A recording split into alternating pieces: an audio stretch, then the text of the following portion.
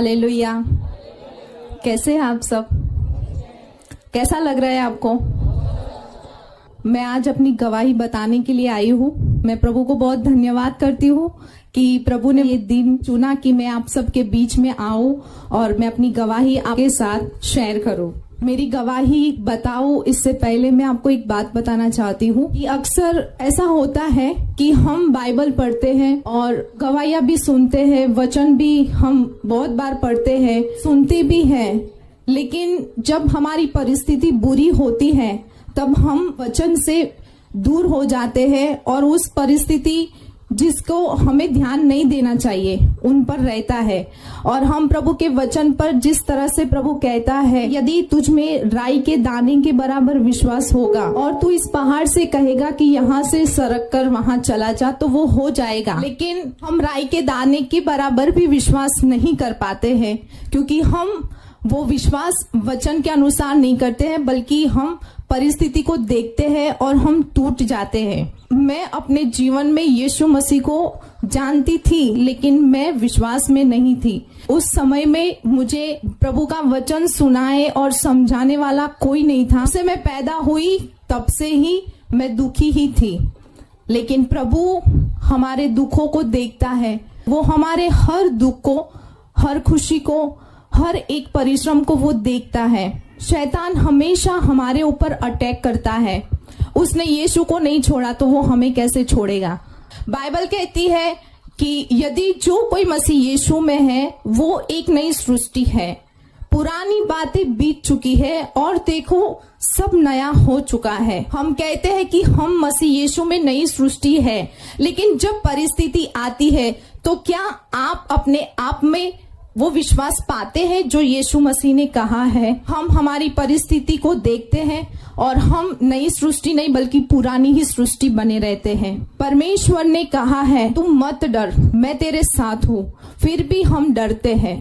इसका मतलब है कि शैतान हमारी आइडेंटिटी पे वो अटैक करता है और वो कहता है कि परमेश्वर तेरे साथ नहीं है, हालांकि परमेश्वर हमारे साथ होता है।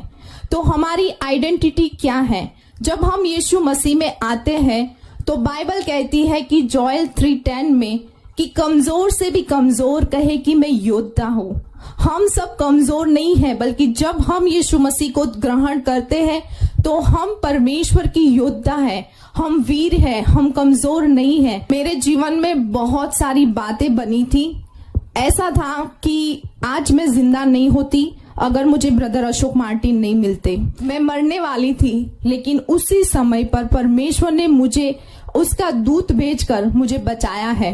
मेरी मम्मी की शादी नहीं हुई उस टाइम पे, हमारे घर में किसी बात की कोई कमी घटी नहीं थी, लेकिन मेरी मम्मी की शादी होती है और मेरी मम्मी को एक बेटा होता है, लेकिन बेटे को जन्म देते ही 1 साल में उसका बेटा, उसकी डेथ हो गई। उसके बाद मेरी मम्मी को एक बेटी और उसके बाद एक और बेटी पैदा हुई। 2 बेटियों को देखकर मेरी मम्मी बहुत निराश हो गई थी, टूट गई थी कि 2 बेटियों को कैसे पालूंगी। उस टाइम पे दूसरी जो बेटी हुई वो अंधी थी, वो रास्ते में पैदा हुई थी, उसको कोई ट्रीटमेंट नहीं मिली थी। मेरी मम्मी ने एक्सेप्ट कर लिया था कि ये बेटी अंधी है और इसको पूरी जिंदगी हमें पालना पड़ेगा। कुछ टाइम के बाद हुआ ऐसा कि एक नर्स आती है, उन्होंने कहा कि एक बार आप उसको अस्पताल में ले जाए और दिखाए, शायद कुछ हो सकता है। मेरी मम्मी उस बेटी को लेकर अस्पताल में गई और हॉस्पिटल में जाकर डॉक्टर को दिखाया। डॉक्टर ने बोला था कि 99% ये बेटी की आंखें नहीं है, फिर भी मैं कोशिश करता हूँ कि 1% वो देख पाए। डॉक्टर ने कोशिश की, लेकिन उस टाइम पे कुछ नहीं हुआ। थोड़ी दवाई दे दी और धीरे धीरे करके उस बेटी की आंखें आई और वो अंधी बेटी वो मैं थी, जो मैं अंधी थी, और परमेश्वर ने मुझे आंखें दी। मेरी कोई आशा नहीं थी कि मैं कभी देख पाऊंगी और मेरी मम्मी ने भी हिम्मत छोड़ दी थी कि ऐसा होगा, लेकिन प्रभु की नजर मेरी मम्मी के दुख पर था कि मुझे आंखें दी। कुछ समय के बाद मेरे पापा जो मिल में काम करते थे और उनको मिल में से किसी ने उनके ऊपर जादू टोना कर दिया था। वो अकेले अकेले बैठे रहते थे, वो सोचते रहते थे, अकेले अकेले बातें करते रहते थे और वो उन्होंने काम धंधा छोड़ दिया। हमारे पास जो कुछ भी था सब कुछ हमने बेच दिया। मेरे पापा को मेंटल हॉस्पिटल में ट्रीटमेंट के लिए ले जाते थे, उनको इलेक्ट्रिक शॉक देते थे। बहुत दुख होता था उनकी हालत देखकर, लेकिन यही उनकी हालत हो गई थी। लेकिन मेरी मम्मी ने कभी हिम्मत नहीं हारी। कुछ समय के बाद मेरे पापा शराब पीने लग गए। शराब पी के आते थे और उनके ऊपर दुष्ट आत्मा इतना अटैक करती थी कि मेरे पापा हमें घर में आकर मारते थे। वो हमें घर में एक सेकंड के लिए खड़े नहीं रहने देते थे। जो कुछ भी बनाया हुआ होता है वो सब कुछ ऐसे हाथ में लेकर फेंक देते थे रास्ते में। बहुत मार पिटाई होती थी। रोजाना रात को हमें घर से बाहर निकलना पड़ता था। वो हमें, अगर उनको पता चलता है कि बाजू वाले घर वालों ने हमें आसरा दिया है सोने के लिए, तो उनकी भी मार पिटाई होती थी और हमें इतना मारते थे। पूरा गांव इकट्ठा होता था। इतना दुख होता था कि हम क्या करें। रात रात भर हम कहीं पे भी चले जाते थे। मैं और मेरी दीदी बहुत छोटे छोटे थे और हम जैसे ही बाहर निकलते थे गांव वाले सब देखते थे, लेकिन कोई हमें छुड़ाने के लिए बीच में नहीं आता था, क्योंकि जो भी आता था उनकी भी मार पिटाई होती थी। मेरे पापा का यही सिलसिला चलता रहा। जब से हम पैदा हुए तब से ये सारी बातें चलती ही रही थी। हम बहुत थक गए थे, बहुत हार गए थे कि अगर परमेश्वर तू है तो किधर है। यदि परमेश्वर ने जगत से ऐसा प्रेम किया कि उसने हमारे लिए अपना एकलौता पुत्र दे दिया, तो फिर मेरे लिए क्या किया। हमारे ही जीवन में क्यों ऐसा है। लोग अच्छे से जीते हैं लेकिन हमारे जीवन में इतना दुख क्यों है। हम कुड़कुड़ाते थे, हम रोते थे। जिस दिन हम सोचते थे कि चलो आज हम प्रार्थना करते हैं कि पापा शराब पी के ना आए, लेकिन जिस दिन हम प्रार्थना करते थे उस दिन डबल पीकर आते थे और हमारी ज्यादा मार पिटाई होती थी। एक दिन ऐसा था कि मैं और मेरी मम्मी और मेरी दीदी हम लोग बाहर गए थे। मेरे पापा शराब पी के आए और उन्होंने जितने भी कपड़े हमारे घर में पड़े थे वो सारे इकट्ठे करके उन्होंने जला दिए। मेरी मम्मी जीसस एंड मेरी कॉन्वेंट में खाना बनाती थी। उनको 500 रुपीज सैलरी मिलती थी। महीना खत्म होते होते ही हमें किसी के पास पैसे मांगना पड़ता था और हम क्या करें, कहाँ जाए, कहाँ से लाए। लोगों के सामने जाकर ऐसे मांगना बहुत शर्म आती थी। लेकिन फिर भी मेरी बुआ और घर परिवार में कुछ लोग थे जो हमारी मदद करते थे। मम्मी को मेरे पापा यहाँ पर लाते मारते थे और मेरी मम्मी को उसकी साड़ी निकालकर पूरी साड़ी उसके फेस तक इतनी बांध देते थे कि मेरी मम्मी को सफोकेशन होता था। इतना मेरे पापा मारते थे। मेरी दीदी मेरे पापा को देखकर डर जाती थी और वो जाकर किसी के घर में छिप जाती थी, लेकिन मैं मेरे मम्मी के साथ खड़ी रहती थी। मैं मेरे पापा को चप्पल लेकर मारती थी कि मेरे मम्मी को छोड़ दे, लेकिन मेरे पापा मुझे एक हाथ से उठाकर मुझे फेंक देते थे। मैं फिर से खड़ी होकर आती थी और फिर से पापा को कुछ न कुछ मारकर मैं मेरी मम्मी को छुड़ाकर वहां से लेकर भागती थी। मैं, मम्मी और मेरी दीदी जहाँ कहीं भी हम भाग जाते थे और सुबह में फिर वापस आते थे। मैं और दीदी स्कूल में जाते थे, पापा हमारे खेत में जाते थे, मम्मी काम पे जाती थी। पूरा दिन हम बाहर रहते थे और जैसे शाम को हम घर पे आते थे वही मार पिटाई, वही लड़ाई झगड़ा, वही की वही बातें चलती रहती थी। और एक दिन हम इतना थक गए थे कि मैं, मेरी मम्मी और मेरी दीदी हम तीनों ने बैठकर डिसाइड किया कि या तो ये जिंदा रहेंगे या तो हम जिंदा रहेंगे। इसलिए मैंने कहा कि मम्मी हम पापा को मार डालते हैं।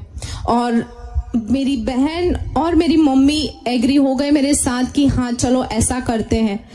तो मम्मी दूसरे दिन चूहे मारने की दवाई लेके आई थी और मेरी मम्मी ने कहा कि हम सुबह में जब ये उठेंगे तब हम उनकी चाय में ये दवाई मिला देंगे और अगर उनको कुछ हो गया, वो मर गए, तो हम लोगों को बता देंगे कि कल रात में बहुत शराब पी के आए थे और शराब में किसी ने इनको कुछ पिला दिया है जिसकी वजह से इनकी डेथ हो गई है।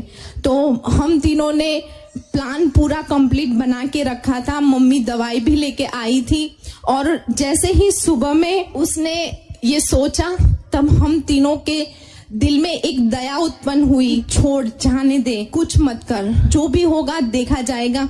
मेरी मम्मी कहती है कि यार हम मार डालेंगे, लोगों को हम समझा देंगे, लेकिन परमेश्वर को हम क्या जवाब देंगे। इसलिए हमने पापा को कुछ नहीं किया, लेकिन हम सहते रहे। एक दिन क्रिसमस का टाइम 23 दिसंबर था और उसी दिन मेरे पापा शराब पीकर आए थे और उन्होंने हमारी फिर से मार पिटाई की, हमें घर से बाहर निकाल दिया। पापा घर पे सो रहे थे, उनको कुछ काम की वजह से वो घर से बाहर निकले और वो खेत में गए। हम भी नहीं थे और पापा भी नहीं थे। उस टाइम पे हमारा जो घर था वो घर भी हमारा टूट पड़ा, जो कुछ भी था सब कुछ मिट गया, हमारे पास कुछ भी नहीं था। हमको बहुत गुस्सा आता था कि यार ये प्रभु क्या कर रहा है। हमको पता नहीं था कि ये सब दुष्ट आत्मा का काम है, लेकिन हम परमेश्वर को बहुत सारी बातें सुनाते थे कि प्रभु तू ऐसा क्यों कर रहा है, तू क्यों हम पर दया नहीं कर रहा। हम रोते थे, हम परमेश्वर पर इतना गुस्सा करते थे जैसे वो इजरायली लोग करते थे परमेश्वर पर गुस्सा। कोई आंसर नहीं था, ना ही कोई, हमें दूर दूर तक कोई रास्ता भी नजर नहीं आता था। हमने ये एक्सेप्ट कर लिया था कि यही हमारा जीवन है। उस टाइम पे मेरी दीदी भी बहुत फ्रस्ट्रेट हो गई थी, उसने शादी कर ली, वो शादी करके चली गई, सारी जिम्मेदारियां मेरे ऊपर आ गई। मेरे पापा जॉब नहीं करते थे, वो रोजाना शराब पी के आते थे। जब हम उनके पैंट के पॉकेट में देखते थे बहुत सारे पैसे होते थे, तो हम सोचते थे कि ये कमाते नहीं है तो पैसे लाते कहाँ से। जैसे हमें पता चला कि हमारा खेत है, मेरे पापा ने खेत को गिरवी रख दिया था और वो पैसे से वो शराब पी के आते थे। अब 1.5 लाख के ऊपर वो हो गया था और दूसरा भी बहुत सारा कर्जा था। हमारा घर जो था वो टूट गया था, तो हम दूसरे घर में रहते थे। वो भी घर की कंडीशन बहुत ही बुरी थी, घर में खाने के लिए कुछ मिलता नहीं था। मेरी मम्मी इधर उधर कमा कर लाती थी, हम खाते थे और ऐसे जीवन जीते थे। एक बार मैंने सोचा और कंट्री में जाऊं, लेकिन उसके लिए भी मेरे पास पैसे नहीं थे। मेरे परिवार में से मुझे बहुत सारे लोगों ने मदद की। मैंने अमेरिका के लिए फाइल रखी, कनाडा के लिए फाइल रखी, लेकिन एजेंट फ्रॉड निकले और उन्होंने मेरे पैसे ले लिए। मैं 5 लाख के कर्ज में गिर गई। ऊपर से मुझे टेंशन आ गया कि यार इतने तो गरीब है, ऊपर से ये 5 लाख का कर्जा है, तो मैं कैसे चुकाऊंगी, मैं क्या करूंगी। लेकिन फिर भी मैंने हिम्मत नहीं हारी, मैं खड़ी रही कि नहीं यार, एक न एक दिन कुछ तो होगा। मेरी मम्मी जब अच्छे अच्छे घर देखती थी तो सोचती थी और मुझे कहती थी कि हम कब ऐसे अच्छे घर में रहेंगे, हमारे घर में कब ऐसी सारी सुविधाएं होगी। हमारे पास तो कुछ भी नहीं है, हम तो गरीब हैं, हमारा कोई नहीं है, हमें मदद करने वाला कोई नहीं है, हम क्या करेंगे। लेकिन मैं उसको बोलती थी कि मम्मी एक दिन तुम्हारे पास भी घर होगा और तुम जो चाहती हो वो तेरे सारे सपने प्रभु पूरा करेगा। मुझे नहीं पता कैसे होगा, क्या होगा, लेकिन मैं उसको एक दिलासा देती थी। ऐसी ऐसी सभा होती थी जहाँ गुजरात में, तो मैं जाती थी, मैं प्रार्थना करती थी, मैं रोती थी और प्रभु को कहती थी कि प्रभु मेरे लिए कोई रास्ता खोल। उस टाइम पे मुझे लगता था कि कुछ नहीं होगा, लेकिन बाइबल कहती है कि मसीह में की गई मेहनत कभी व्यर्थ नहीं जाती है। मेरी उस टाइम पे की गई प्रार्थना प्रभु ने सुनी थी, लेकिन प्रभु ने जिस दिन चुना था वो दिन आने में बहुत देर थी। इसलिए मैं धीरज के साथ खड़ी थी कि जिस दिन परमेश्वर ने चुना है उस दिन वो मुझे जरूर आजाद करेगा, उस दिन वो जरूर मेरे जीवन को और मेरे जीवन में जो परिस्थितियां चल रही है उसको बदलेगा। कुछ समय के बाद प्रभु ने अद्भुत रीति से प्रबंध किया। मेरे जीजाजी ने मुझे कुछ पैसे दिए, मैंने नई जॉब चालू की। उसी टाइम पे मुझे इजराइल जाने की जो ट्रेनिंग होती है, तो उस ट्रेनिंग के लिए मुझे बॉम्बे जाना था। वहां पर मुझे ऐसा बोला गया कि अगर तुमको ट्रेनिंग में जाना है को छुट्टी हम नहीं दे सकते क्योंकि तुम्हारी ये नई जॉब है, इसलिए या तो तुम जॉब छोड़ दो या तो फिर ट्रेनिंग में मत जाओ। मैंने अपने एजेंट को पूछा कि मैं क्या करूं, तो एजेंट ने कहा कि तुम जॉब छोड़ दो, क्योंकि अगर तुमने इस बार ट्रेनिंग नहीं की तो तुम 6 महीने के बाद ट्रेनिंग में जाओगी या तो उससे भी ज्यादा समय लग सकता है, इसलिए तुम्हारे ऊपर डिपेंड है कि तुमको क्या करना है। मैं 2 साइड सोचती थी कि अगर मैंने जॉब छोड़ दी तो मेरा घर कैसे चलेगा। और दूसरी साइड सोचती थी कि अगर मैं इजराइल के लिए ट्रेनिंग में नहीं जाऊंगी तो इतने कम पैसों में से चलेगा। सब कुछ सोचकर मेरे दिमाग में सारी बातें चल रही थी, लेकिन मैंने सोचा कि चलो मैं ट्रेनिंग में जाती हूँ, इसलिए मैंने जॉब छोड़ दी। जैसे मैं बॉम्बे पहुंची, बॉम्बे से हमको ऐसा जवाब मिला कि तुम्हारी ट्रेनिंग अभी नहीं हो सकती क्योंकि आगे के कुछ लोग हैं वो पेंडिंग है, तो पहले उनका हो जाए उसके बाद तुम्हारी बारी है। तो अभी फिलहाल तुम लोग घर चले जाओ, जब आपके लिए जगह बनेगी तब हम आपको यहाँ ट्रेनिंग के लिए वापस बुलाएंगे। मैं वापस आई, मैं टूट गई थी क्योंकि मेरे पास तो ना तो अब जॉब थी, ना ही मुझे ट्रेनिंग के लिए जाना था, और वहीं से भी बोल दिया था कि हम बुलाएंगे तब तुमको आना है। तो ये सारी बातें फिर से मुझे बहुत फ्रस्ट्रेशन में ले गई और मैं बहुत दुखी हो गई। मैंने सोचा कि मैं सुसाइड कर दूं। मैं सुसाइड करने वाली थी। उस टाइम पे मेरी दीदी ने मुझे फोन किया।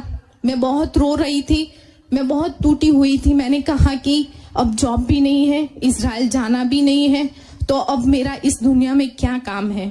मैं इन सारी बातों से अब मेरे अंदर बिल्कुल हिम्मत नहीं है कि मैं खड़ी रह पाऊं। मैंने आज तक दुख देखा है और आज भी मैं दुखी हूं, तो मेरे जीवन में कभी खुशियां लिखी ही नहीं है, इसलिए मुझे जीना नहीं है। मेरी बहन फोन पे बहुत रोती थी, उसने मुझे कहा ऐसा कोई स्टेप मत ले क्योंकि अगर तू नहीं रहेगी तो मैं अकेली मम्मी पापा को कैसे संभालूंगी। मम्मी के बारे में सोच और उसकी खातिर तू ऐसा गलत स्टेप मत उठाना। उस दिन पता नहीं मुझे क्या हुआ कि मैंने सुसाइड करना डिले कर दिया। फिर से फोन आया ट्रेनिंग के लिए, तो मैं ट्रेनिंग के लिए जाने वाली थी। उसके 2 दिन पहले मैं एक चर्च में गई थी, वहां बैठकर मैं प्रार्थना कर रही थी और मैं बहुत रो रही थी कि प्रभु मेरे पास पैसे नहीं है, मेरे पास जॉब नहीं है, मुझे ट्रेनिंग के लिए जाना है, मैं पैसे कहाँ से लाऊंगी, हम कैसे खाते हैं कैसे पीते हैं, क्या तुझे थोड़ी सी भी दया नहीं आती है। उस टाइम पे मैं प्रार्थना करके बाहर निकली, उसी टाइम पे मेरे फोन में एक मैसेज आता है और वो 17,000 का मैसेज आता है। मुझे विदाउट जॉब किए हुए परमेश्वर ने 3 महीने तक 17,000 करके अकाउंट में पैसे आए। उस पैसों से मैंने अपने घर में मेरी मम्मी को घर चलाने के लिए मैंने पैसे दिए। मैं ट्रेनिंग के लिए गई, मेरी ट्रेनिंग के बाद मैं पास हो गई और मेरा इजराइल जाना हो गया। इजराइल गई, लेकिन फिर भी वहां पर भी मैं बहुत दुखी थी। वहां के लोग मुझे बहुत परेशान करते थे। उनको पता था कि ये क्रिश्चियन है और वो लोग यहूदी थे, तो वो लोग मुझे बहुत दुख देते थे, यीशु के नाम पर मुझे ताने मारते थे। उस बात को लेकर मैं रोती थी। मुझे 1 साल का मुझे बॉन्ड करके दिया था कि तुमको 1 साल तक तो इस जॉब में रहना ही है, तो मैं सब कुछ सहती थी। घर पे मेरे पापा भी मेरी मम्मी को परेशान करते थे, मेरी मम्मी फोन करके रोती थी। मैं अपनी कुछ पर्सनल बातों की वजह से भी बहुत दुखी थी, डिप्रेशन में आ गई थी। मैं गैलरी में जाती थी और मैं सोचती थी कि मैं यहाँ से सुसाइड कर दूं। रात भर नींद नहीं आती थी, किसी से बात करने का मन नहीं करता था। मेरी मम्मी रोती थी तो मैं उसका भी फोन नहीं रिसीव करती थी। मेरा किसी के साथ कोई कांटेक्ट नहीं था। मैं रात में इतना रोती थी कि कुछ पता नहीं चलता था कि क्या दिन है और क्या कब रात है। उस टाइम पे दर्द भरे गाने सुनती थी तो मुझे और दुख मिलता था। मैं एक दिन YouTube पे मैं सुन रही थी गाना, मैं अचानक से मुझे एक गाना मिलता है कि जीवन मिलता मिलता आशीष ठहरी ठहरी बरकत आई आई ए खुदा। मैंने कहा कि प्रभु ये कहाँ बरकत है, मुझे तो दुख ही दुख मिल रहा है। मैं इस और वो जो गा रहे थे वो बोल रहे थे कि आप भी गाओ, क्योंकि बाइबल कहती है कि मैंने विश्वास किया इसलिए मैं बोला। मैंने कहा मैं नहीं गाऊंगी क्योंकि मेरे जीवन में दुख ही दुख है, मैं इस गाने को नहीं गाऊंगी। तो थोड़ी देर के बाद वो फिर से बोलते हैं कि हो सकता है कि आप दुखी हो सकता है कि आपके जीवन में परिस्थितियां बहुत विपरीत हो, लेकिन जब आप विश्वास के साथ गाओगे और ये प्रार्थना बन जाएगी तो जो है नहीं वो हो जाएगा। तो मैंने सोचा कि यार ये कौन है जो मेरे मन की बात, मेरे दिल की बात जान गया। तो उस उसको ढूंढने के लिए मेरा फोन कहीं पे पड़ा था। मैंने कहा ये इंसान है कौन कि जो मेरे से बात कर रहा है, इनको कैसे पता कि मैं ये सोच रही हूँ कि मेरा जीवन में तो ये दुख है, मैं नहीं गाऊंगी, मैं नहीं कुछ करूंगी, लेकिन इनको कैसे पता चला। और मैंने देखा तो वो ब्रदर अशोक मार्टिन थे और कि उनके ये गाने ने मुझे इतना छुआ, इतना स्पर्श किया कि मुझे नींद नहीं आती थी। उनकी जो टेस्टमनी उन्होंने उस गाने में बताई है, उससे मेरा विश्वास और बढ़ा। मैंने कहा कि यार सच में प्रभु तूने मुझसे बात की है। जैसे जैसे मैं सोचती थी वैसे वैसे हिम्मत परमेश्वर मुझे दे रहा था इनके थ्रू। तो मुझे एक हिम्मत मिली कि नहीं यार, एक न एक दिन मेरी सिचुएशन जरूर बदलेगी। फिर मेरे अंदर आया कि मैं ब्रदर से बात करूं, लेकिन मुझे पता नहीं था कि ये कहाँ के हैं, मैं इनको जानती भी नहीं थी। लेकिन मैंने एक बार इनको देखा था फादर डिन्नी के साथ, और मैं इनकी कोई भी सभा में गई नहीं थी। तो ये जीवन मिलता मिलता वो गाने से मुझे रात भर जो नींद नहीं आती थी, धीरे धीरे मुझे सुकून मिलने लगा, शांति मेरे अंदर आई और मैं सोने लगी। कुछ दिनों के बाद मेरी एक फ्रेंड है वहां पर, सरोज पटेलिया दीदी, उनको मैंने अपना प्रॉब्लम शेयर किया। उस टाइम पे मुझे ऐसा लगा कि मुझे इनको मेरी बात शेयर करनी चाहिए। मैंने कहा कि ऐसी ऐसी बातें हैं। उन्होंने कहा कि तू घुटने पर आ, प्रार्थना कर और प्रभु जो भी वचन दे उस वचन पर विश्वास करना। तो मैं घुटने पे आई, मैं बहुत रो रही थी। मैंने प्रार्थना की और मैंने जैसे बाइबल खोला तो बाइबल में वो वहां पर लिखा है ना, मैं तेरे आगे अपना दूत भेजूंगा। यस, मार्कुस 1:2 में लिखा है कि देख मैं अपने दूत को तेरे आगे भेजता हूँ जो तेरे लिए मार्ग सुधारेगा।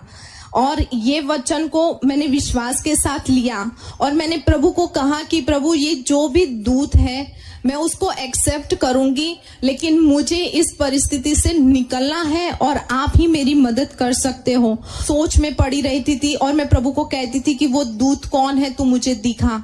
मैं प्रभु के पीछे पड़ी कि तू मुझे दिखा कि कौन है। कुछ दिन के बाद फिर से मेरे पापा ने मेरी मम्मी की मार पिटाई की। मेरी मम्मी ने मुझे फोन किया तो मैंने सरोज दीदी को कहा कि दीदी ऐसी बात है। तो उन्होंने कहा कि मैं तुमको एक नंबर देती हूँ, उस नंबर पर फोन करना और वो ब्रदर है और वो ब्रदर तुम्हारे लिए प्रार्थना करेंगे और तुम्हारे घर में जो भी प्रॉब्लम्स है सही हो जाएंगे। तो मैंने उनको पूछा कि उनका नाम क्या है और क्या नंबर है, मुझे बताओ। तो मैंने मन ही मन में सोचा था कि मुझे ब्रदर अशोक मार्टिन से मिलना है, उनसे बात करनी है और मुझे बताना है कि आपके इस गाने ने मुझे छुआ और मुझे सच में मुझे बहुत शांति मिली है। ये मेरे मन की बात थी। और जब उस दीदी ने मुझे नंबर दिया तो वो भी ब्रदर अशोक मार्टिन का ही नंबर था जो परमेश्वर ने मेरे दिल की सुनी थी। बाइबल कहती है कि वो हमारे हृदयों को जांचता है, वो हमारे दिल की थाह लेता है। तो उसने परमेश्वर को, मैंने प्रार्थना नहीं की थी लेकिन मेरे दिल की इच्छा थी जो परमेश्वर ने पूरी की और मेरी ब्रदर से बात होती है। उस टाइम पे लॉकडाउन था, उस टाइम पे मुझे ब्रदर मिले, उनको मैंने अपनी प्रॉब्लम शेयर की, मैंने अपनी घर की परिस्थिति बताई, मेरे भी जो पर्सनल प्रॉब्लम थे मैंने उनको बताया। वो मुझे बहुत सपोर्ट किया उन्होंने मुझे, और मुझे उसमें से कैसे निकलना है, कैसे मुझे परमेश्वर के वचनों को विश्वास के साथ ग्रहण करना है। और उन्होंने मुझे कहा कि परमेश्वर तुमको बहुत प्रेम करता है और तुम उनकी चुनी हुई बेटी हो, इसलिए हिम्मत मत हारो, तुम पश्चाताप करो और अपना जीवन प्रभु को समर्पित करो। जिस दिन से मैंने प्रभु को अपना जीवन समर्पित किया, परमेश्वर ने मेरे जीवन को बदला। मैं जो थी वो नहीं रही, बल्कि परमेश्वर ने मेरे जीवन में इतने बदलाव लाए कि मेरे जो फ्रेंड्स थे इजराइल में, उन लोगों ने खुद देखा और उन्होंने कहा कि तुम बहुत बदल चुकी हो। ये मेरी खुद की मेहनत नहीं है, लेकिन पवित्र आत्मा ने मुझे प्रेरणा दी और पवित्र आत्मा की सहायता से मेरे अंदर से ये सारी बातें निकल गई और मैंने प्रभु को अपना जीवन समर्पित किया। जिस दिन से ब्रदर लाइव आते थे वो फर्स्ट डे से ही मैंने उनको सुनना शुरू किया था और उनसे बहुत सारी बातें मैंने सीखी। मैं प्रार्थना करने लगी, मुझे अन्य भाषा का वरदान भी मिला और मेरे जीवन में बहुत सारे बदलाव को मैंने देखा। वहां पर जिनके घर में मैं काम करती थी वो दादी किसी लड़की के साथ एडजस्ट नहीं होती थी। आप कितना भी अच्छा काम कर लो लेकिन वो कोई ना कोई गलती जरूर निकालती थी। लेकिन परमेश्वर ने उस दादी का मन बदल दिया और वो आज मुझे बहुत प्यार करती है। तो प्रभु ने ऐसे ऐसे करके मेरे जीवन को बदला। मैं मेरे पापा के लिए प्रार्थना करती थी और फिर धीरे धीरे ब्रदर अशोक मार्टिन और उनकी टीम गुजरात में गए। वो लोग मेरे घर पर भी गए थे, मेरे घर की कंडीशन देखी थी और उस टाइम पे मैंने घर नहीं लिया था। और जैसे ब्रदर अशोक मार्टिन मेरे घर पे गए वैसे वैसे मेरे घर की सारी परिस्थिति बदलने लगी। जितने बार उन्होंने मेरे घर में पैर रखा है हर एक बार मुझे घर में एक नई चीज की मुझे आशीष मिली है। जो घर मेरा कभी भी गिर पड़े ऐसी हालत में था, आज प्रभु ने मुझे एक बहुत अच्छा घर दिया है। और क्योंकि प्रभु के दास मेरे घर पर आए, उन्होंने बड़े बोझ के साथ मेरे लिए बहुत ही प्रार्थना की है और इनका ये एहसान मेरे लिए बहुत है क्योंकि इसको मैं बोलना मेरे लिए इम्पॉसिबल है। वहां पर कोविड-19 जो यहाँ पर भी था, पूरी दुनिया में हम सुनते हैं कि था और उस टाइम पे वहां पर वैक्सीन भी आई थी Pfizer और वहां पर रूल बनाया गया था कि सबसे पहले केयर टेकर लेंगे।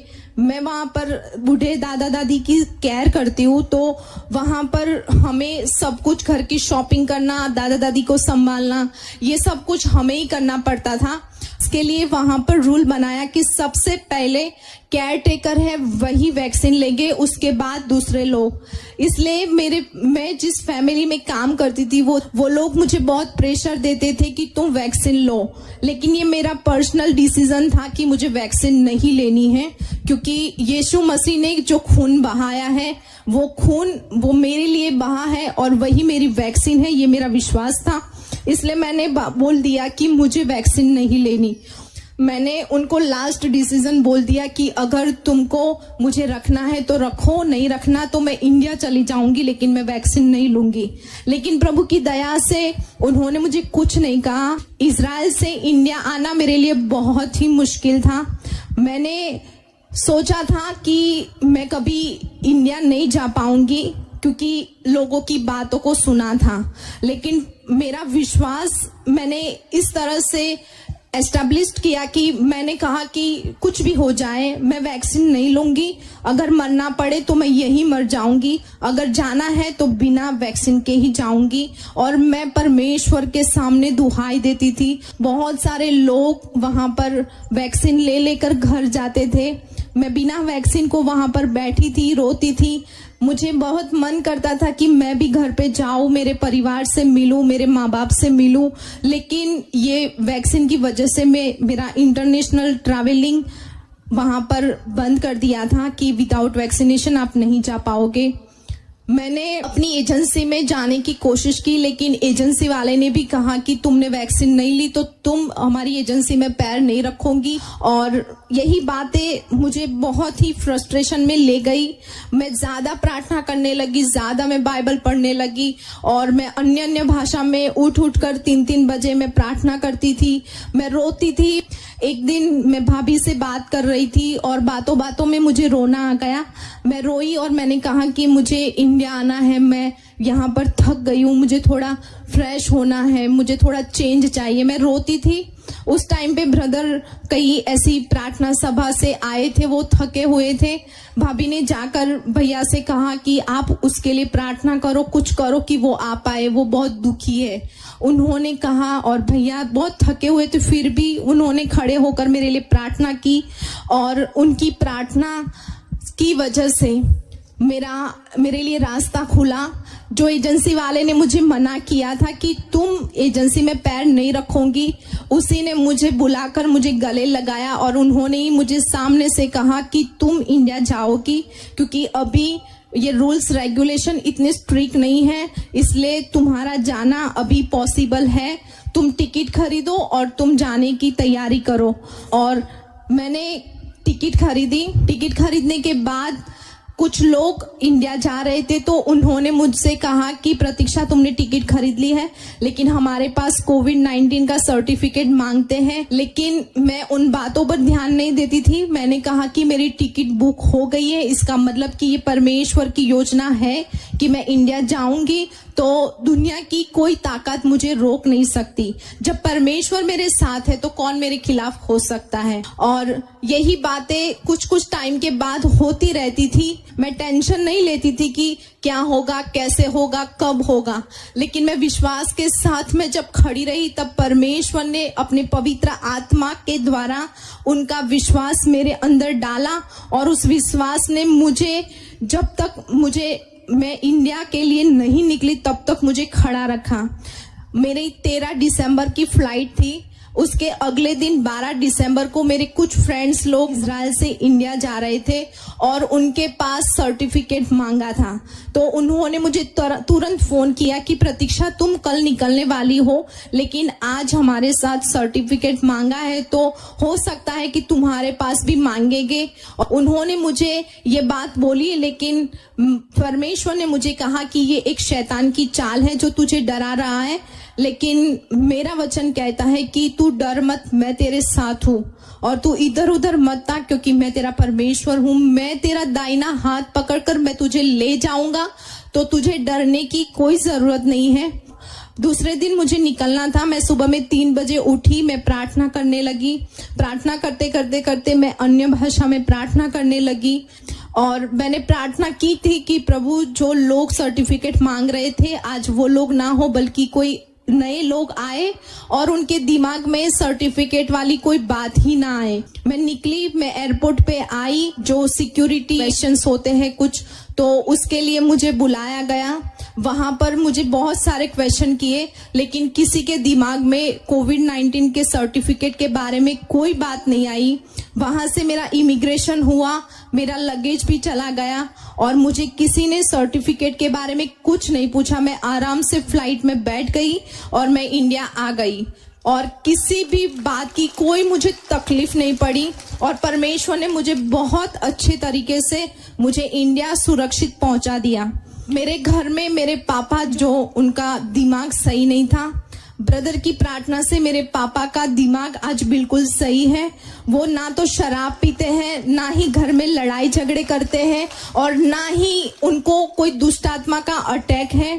मेरी भी जो जीवन में प्रॉब्लम्स थी, जिस बातों से मैं गुजर रही थी, 9-10 साल से जिस बंधन में थी, जिसमें से मेरा निकलना बहुत मुश्किल था, लेकिन वो भी ब्रदर ने मेरे लिए प्रार्थना की और उनकी प्रार्थना से आज मैं भी आजाद हूँ। मेरे घर में हर बात की कमी घटी थी। मुझे पैसे मांगने के लिए शर्म आती थी, लेकिन आज परमेश्वर ने मुझे मांगने वाली नहीं बल्कि देने वाली बनाई है। मैं प्रभु का बहुत धन्यवाद करती हूँ और मैं आप लोगों को भी कहना चाहती हूँ कि हो सकता है कि आप भी उस गरीबी से गुजर रहे होंगे। हो सकता है कि आपके भी घर में आपका पति या आपका भाई या आपका बेटा या आपका चाचा कोई भी शराब पीता होगा और आपके घर में भी लड़ाई झगड़े होते होंगे, लेकिन उस परमेश्वर की दया और उसकी कृपा महान है। वो जो बोलता है वो करता है और उसने कहा है कि मैं तुझे छुड़ाऊंगा, तो वो भी आपको इन सारी परिस्थितियों से जरूर छुड़ाएगा। बस आप परमेश्वर के वचन को हथियार मान लो और उस जिससे आपको दुख मिलता है उन पर गुस्सा ना करे, बल्कि उनके लिए प्रार्थना करे, क्योंकि एक प्रार्थना है जो परिस्थितियों को बदलता है। तो आप भी प्रभु में बने रहे और खड़े रहे।